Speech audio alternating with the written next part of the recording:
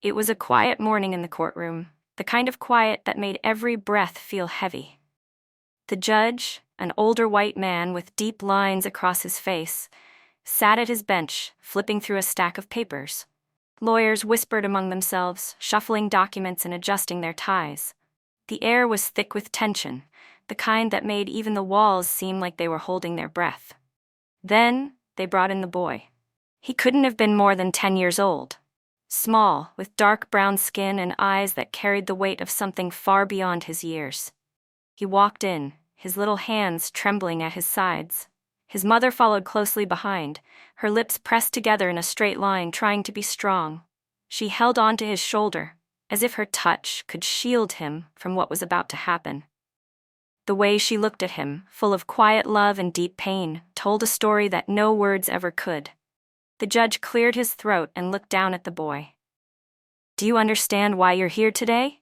he asked, his voice deep and controlled. The boy nodded, but he didn't speak. His mother tightened her grip on his shoulder. The lawyer representing the boy's mother stood up and began to speak. He talked about custody, about paperwork, about laws that felt too big for a child to understand.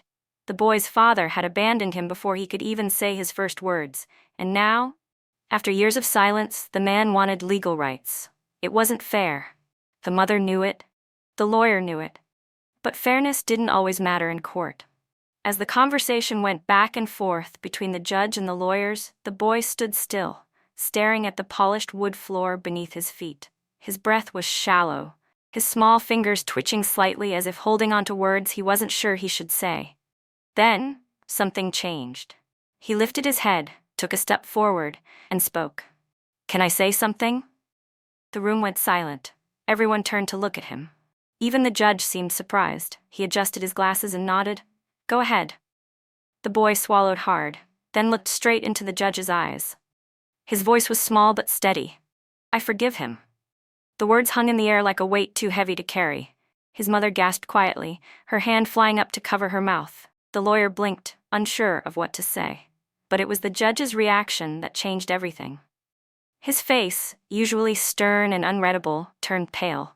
His fingers, which had been steadily flipping through pages, froze in place. He opened his mouth to speak, but no words came out. He just stared at the boy as if seeing him for the first time. The boy shifted on his feet. "I forgive my dad," he repeated, his voice breaking just a little. "But I don't want to go with him, I just want to stay with my mom." The judge let out a slow breath and sat back in his chair. The courtroom felt different now, like something sacred had just happened. He cleared his throat, looked at the mother, then back at the boy. His voice, when he finally spoke, was softer than before. "Thank you for your honesty," he said. "That takes a lot of courage." The boy nodded. The judge looked down at his papers again, but it was clear something had changed in him. Maybe he had seen too many cases like this before, cases where decisions were made without thinking about the hearts behind them. Maybe he saw something in that little boy's face that reminded him of something, someone he had long forgotten. Perhaps a piece of himself, long buried beneath the weight of years and rulings, was waking up again. A few minutes later, the gavel came down with a final thud. The decision was made. The boy would stay with his mother. The case was closed, but the echoes of the boy's words remained in the room like whispers, filling the space where legal jargon once stood. As they walked out of the courtroom, the mother wrapped her arms around her son, pulling him close. "You did good, baby," she whispered, tears slipping down her cheeks. "You did real good." And for the first time that day, the little boy smiled. It wasn't a big smile, but it was real, full of something deep and strong, a sense of peace, of release. He had spoken his truth, and the world had listened. Outside, the sun shone down on them, warming their skin. The mother squeezed his hand as they stepped down the courthouse stairs, leaving behind the weight of that room, stepping into something new, something lighter. Maybe the road ahead wouldn't be easy, but they had each other.